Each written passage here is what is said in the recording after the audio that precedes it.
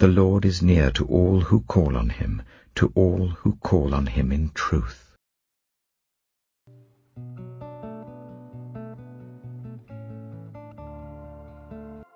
The Book of Daniel. Daniel, chapter 1. In the 3rd year of the reign of Jehoiakim, king of Judah, Nebuchadnezzar, king of Babylon, came to Jerusalem and besieged it. And the Lord delivered Jehoiakim, king of Judah, into his hand, along with some of the articles from the temple of God. These he carried off to the temple of his God in Babylonia, and put in the treasure house of his God.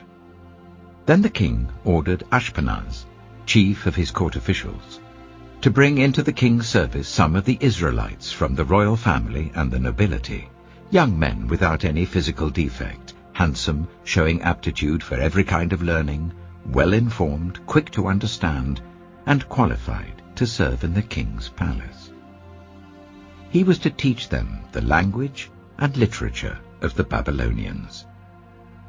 The king assigned them a daily amount of food and wine from the king's table. They were to be trained for 3 years, and after that they were to enter the king's service. Among those who were chosen were some from Judah: Daniel, Hananiah, Mishael, and Azariah. The chief official gave them new names. To Daniel, the name Belteshazzar; to Hananiah, Shadrach; to Mishael, Meshach; and to Azariah, Abednego. But Daniel resolved not to defile himself with the royal food and wine, and he asked the chief official for permission not to defile himself in this way. Now God had caused the official to show favor and compassion to Daniel. But the official told Daniel, "I'm afraid of my lord the king, who has assigned your food and drink. Why should he see you looking worse than the other young men of your age? The king would then have my head because of you." Daniel then said to the guard, whom the chief official had appointed over Daniel, Hananiah, Mishael, and Azariah, "Please test your servants for 10 days. Give us nothing but vegetables to eat and water to drink. Then compare our appearance with that of the young men who eat the royal food, and treat your servants in accordance with what you see." So he agreed to this and tested them for 10 days. At the end of the 10 days, they looked healthier and better nourished than any of the young men who ate the royal food. So the guard took away their choice food and the wine they were to drink, and gave them vegetables instead. To these 4 young men, God gave knowledge and understanding of all kinds of literature and learning. And Daniel could understand visions and dreams of all kinds. At the end of the time set by the king to bring them into his service, the chief official presented them to Nebuchadnezzar. The king talked with them, and he found none equal to Daniel, Hananiah, Mishael, and Azariah. So they entered the king's service.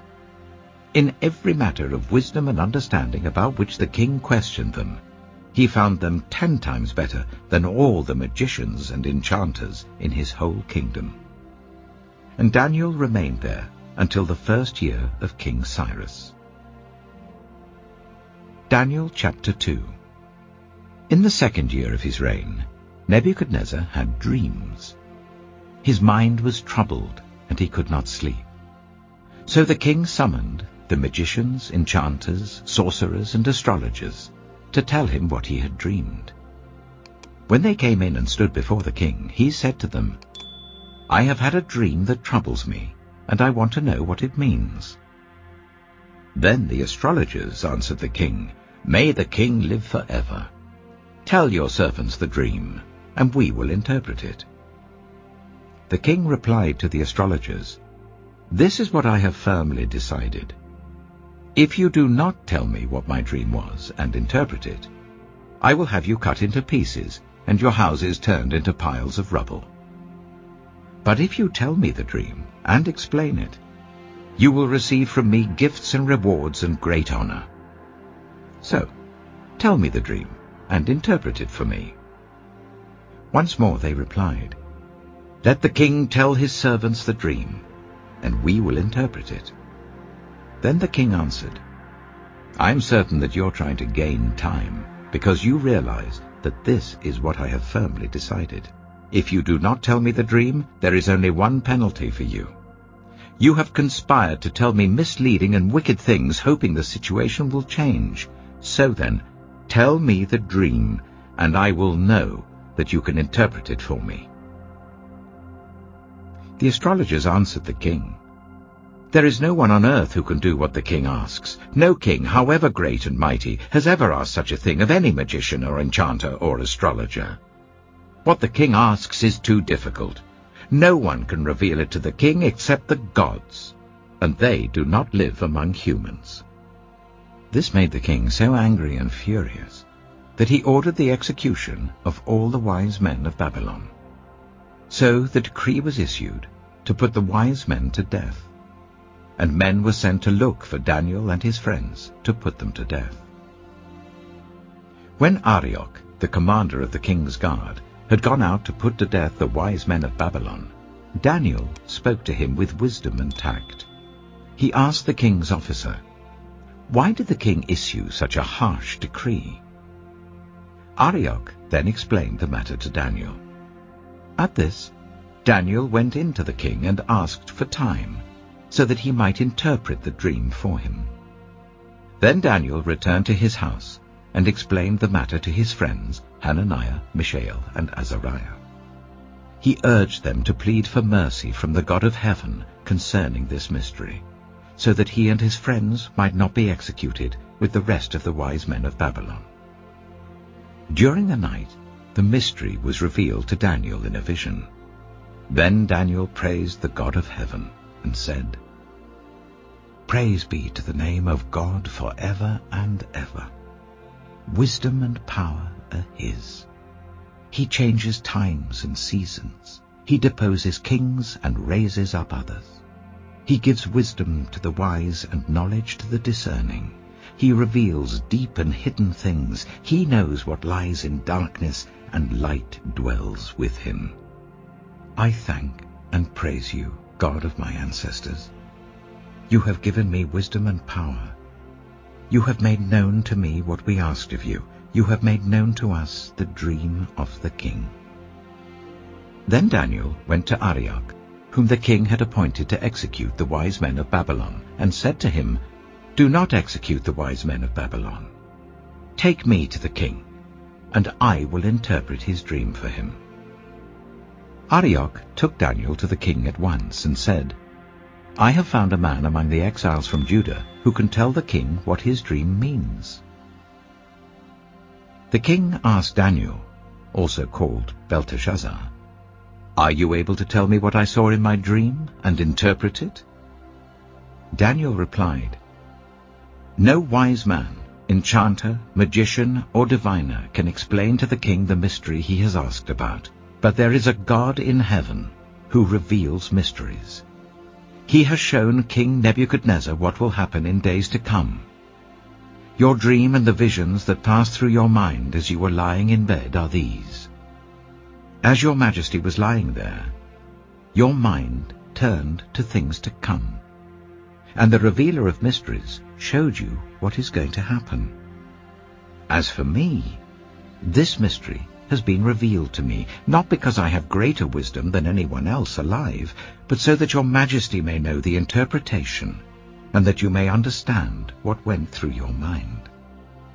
Your majesty looked, and there before you stood a large statue, an enormous, dazzling statue, awesome in appearance. The head of the statue was made of pure gold, its chest and arms of silver, its belly and thighs of bronze, its legs of iron, its feet partly of iron and partly of baked clay. While you were watching, a rock was cut out, but not by human hands. It struck the statue on its feet of iron and clay and smashed them. Then the iron, the clay, the bronze, the silver, and the gold were all broken to pieces and became like chaff on a threshing floor in the summer. The wind swept them away without leaving a trace. But the rock that struck the statue became a huge mountain and filled the whole earth. This was the dream, and now we will interpret it to the king. Your Majesty, you are the King of kings. The God of heaven has given you dominion and power and might and glory. In your hands he has placed all mankind and the beasts of the field and the birds in the sky. Wherever they live, he has made you ruler over them all. You are that head of gold.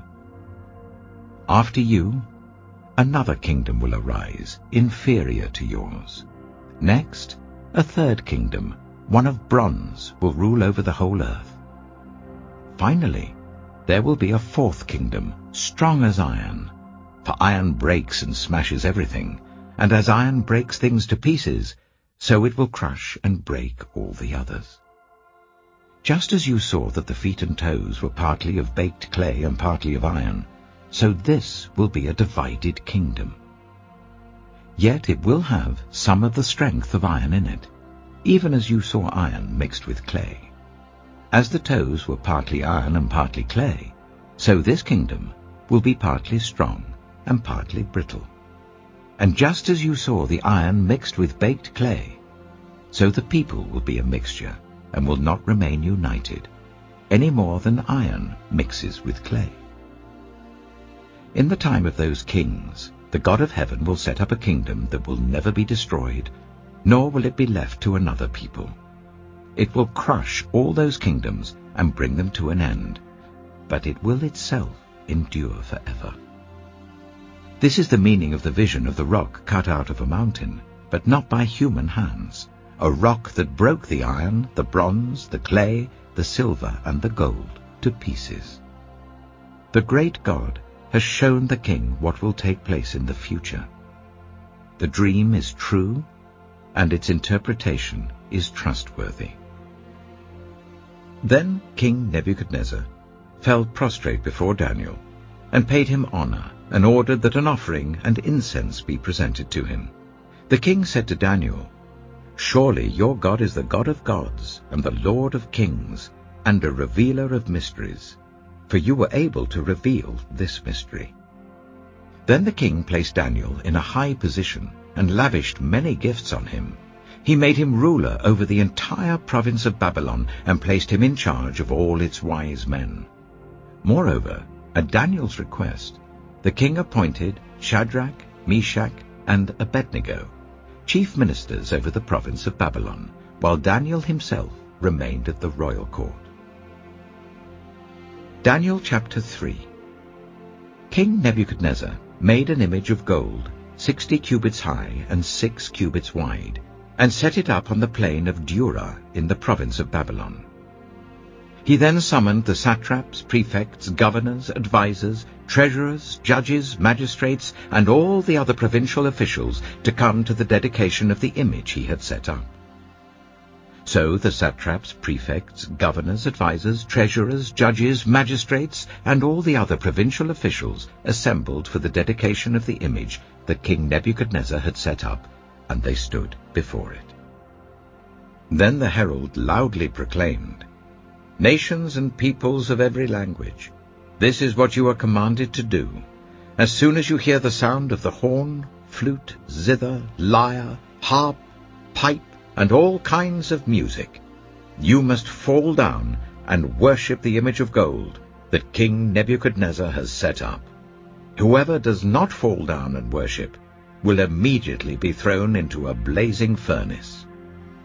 Therefore, as soon as they heard the sound of the horn, flute, zither, lyre, harp, and all kinds of music, all the nations and peoples of every language fell down and worshipped the image of gold that King Nebuchadnezzar had set up. At this time, some astrologers came forward and denounced the Jews. They said to King Nebuchadnezzar, "May the king live forever. Your Majesty has issued a decree that everyone who hears the sound of the horn, flute, zither, lyre, harp, pipe, and all kinds of music must fall down and worship the image of gold, and that whoever does not fall down and worship will be thrown into a blazing furnace. But there are some Jews whom you have set over the affairs of the province of Babylon, Shadrach, Meshach, and Abednego, who pay no attention to you, your majesty. They neither serve your gods, nor worship the image of gold you have set up." Furious with rage, Nebuchadnezzar summoned Shadrach, Meshach, and Abednego. So these men were brought before the king. And Nebuchadnezzar said to them, "Is it true, Shadrach, Meshach, and Abednego, that you do not serve my gods or worship the image of gold I have set up? Now, when you hear the sound of the horn, flute, zither, lyre, harp, pipe, and all kinds of music, if you are ready to fall down and worship the image I made, very good. But if you do not worship it, you will be thrown immediately into a blazing furnace. Then what God will be able to rescue you from my hand?" Shadrach, Meshach, and Abednego replied to him, "King Nebuchadnezzar, we do not need to defend ourselves before you in this matter. If we are thrown into the blazing furnace, the God we serve is able to deliver us from it, and he will deliver us from your majesty's hand. But even if he does not, we want you to know, your majesty, that we will not serve your gods or worship the image of gold you have set up." Then Nebuchadnezzar was furious with Shadrach, Meshach, and Abednego, and his attitude towards them changed. He ordered the furnace to be heated 7 times hotter than usual, and commanded some of the strongest soldiers in his army to tie up Shadrach, Meshach, and Abednego, and throw them into the blazing furnace. So these men, wearing their robes, trousers, turbans, and other clothes, were bound and thrown into the blazing furnace. The king's command was so urgent, and the furnace so hot, that the flames of the fire killed the soldiers who took up Shadrach, Meshach, and Abednego, and these 3 men, firmly tied, fell into the blazing furnace. Then King Nebuchadnezzar leapt to his feet in amazement, and asked his advisers, "Weren't there 3 men that we tied up and threw into the fire?" They replied, "Certainly, your majesty." He said, "Look, I see 4 men walking around in the fire, unbound and unharmed, and the 4th looks like a son of the gods." Nebuchadnezzar then approached the opening of the blazing furnace and shouted, "Shadrach, Meshach, and Abednego, servants of the Most High God, come out! Come here!" So Shadrach, Meshach, and Abednego came out of the fire, and the satraps, prefects, governors, and royal advisers crowded round them. They saw that the fire had not harmed their bodies, nor was a hair of their heads singed. Their robes were not scorched, and there was no smell of fire on them. Then Nebuchadnezzar said, "Praise be to the God of Shadrach, Meshach, and Abednego, who has sent his angel and rescued his servants. They trusted in him and defied the king's command, and were willing to give up their lives rather than serve or worship any god except their own God. Therefore I decree that the people of any nation or language who say anything against the God of Shadrach, Meshach, and Abednego be cut into pieces, and their houses be turned into piles of rubble, for no other God can save in this way."